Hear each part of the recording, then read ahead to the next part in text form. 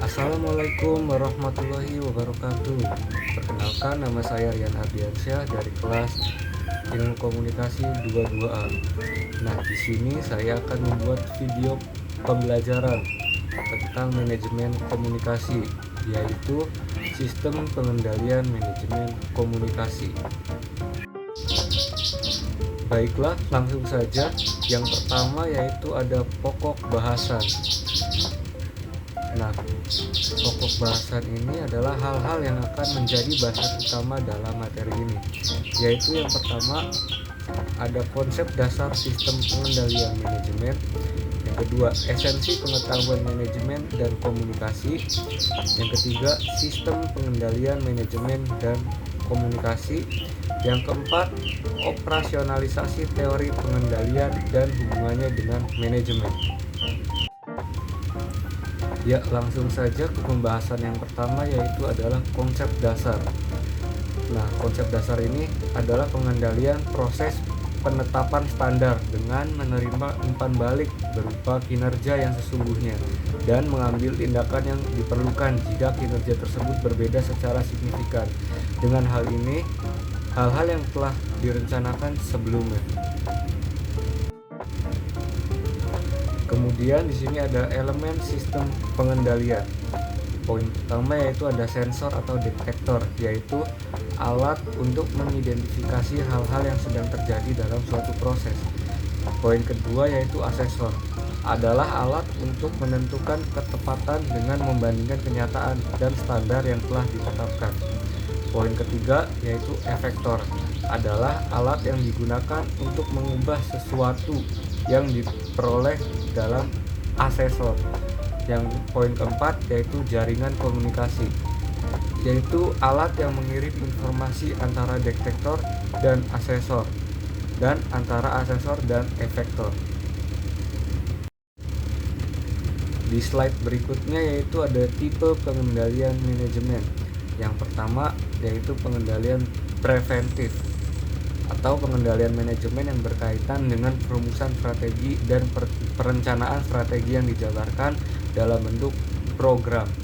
Yang kedua ada pengendalian operasional. Pengendalian ini berkaitan dengan pengawasan program yang telah ditetapkan melalui alat berupa anggaran. Di poin ketiga yaitu ada pengendalian kinerja. Pengendalian ini berupa analisis evakuasi kinerja berdasarkan tolak ukur kinerja yang telah ditetapkan. Oke, kemudian di slide berikutnya yaitu ada struktur pengendalian manajemen. Sebagai basis perencanaan, pengendalian, dan penilaian kinerja manajemen organisasi yang dipimpinnya. Kedua, untuk memudahkan mencapai tujuan organisasi. Tiga, memfasilitasi terbentuknya goal congruence. Yang keempat, mendelegasikan tugas dan wewenang pada unit-unit yang memiliki kompetensi sehingga mengurangi beban tugas manajer pusat. Kemudian ada mendorong kreativitas dan daya inovasi bawahan. Kemudian ada alat untuk melaksanakan strategi organisasi secara efektif dan efisien. Dan yang terakhir yaitu sebagai alat pengendalian anggaran. Lanjut di slide berikutnya yaitu ada sistem pengendalian manajemen sektor publik. Nah, ini adalah pentingnya sistem pengendalian manajemen. Yang pertama yaitu perencanaan, kedua koordinasi antar berbagai bagian dalam organisasi, yang ketiga komunikasi informasi, keempat pengambilan keputusan, yang kelima memotivasi orang-orang dalam organisasi agar berperilaku sesuai dengan tujuan organisasi, yang keenam ada pengendalian, dan yang ketujuh ada penilaian kerja. Kemudian langsung saja kita ke poin yang B, yaitu esensi pengendalian komunikasi. Satu ada sifat keputusan, kedua ada sistematis dan teknis, yang ketiga yaitu pertimbangan perilaku, keempat alat untuk mengimplementasikan strategi, yang kelima pentingnya komunikasi dalam sistem pengendalian manajemen. Contoh yang nomor 4 adalah satu proses pengendalian manajemen, metodologi pengendalian manajemen, dan perumusan strategi. Oke, selanjutnya adalah poin C, sistem pengendalian manajemen komunikasi. Yang pertama yaitu makna, sistem, dan tujuan pengendalian manajemen. Marcello dan Kirby mendefinisikan sistem pengendalian manajemen sebagai perangkat struktur komunikasi yang saling berhubungan yang memudahkan pemrosesan informasi dengan tujuan membantu manajer mengkoordinasikan bagian-bagian yang ada dan pencapaian tujuan organisasi secara terus-menerus. 2. Ada lingkungan pengendalian.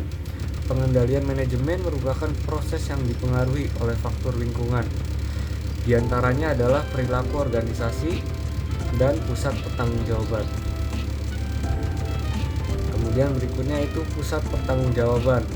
Nah, dibagi menjadi 4, yaitu ada pusat biaya, pusat pendapatan, pusat laba, dan pusat investasi. Kemudian poin yang D di sini yaitu operasionalisasi teori pengendalian dan hubungannya dengan manajemen. 1. Ada pengendalian tugas. Pengendalian tugas ini yaitu proses yang menjamin bahwa tugas yang telah ditentukan dikerjakan secara efektif dan efisien. Yang kedua yaitu hubungan pengendalian manajemen. Hubungan pengendalian manajemen dengan perencanaan dan pengendalian. Yang B, hubungan pengendalian manajemen dengan internal auditing. Sekian video pembelajaran dari saya tentang manajemen komunikasi. Kurang lebihnya mohon maaf. Wassalamualaikum warahmatullahi wabarakatuh.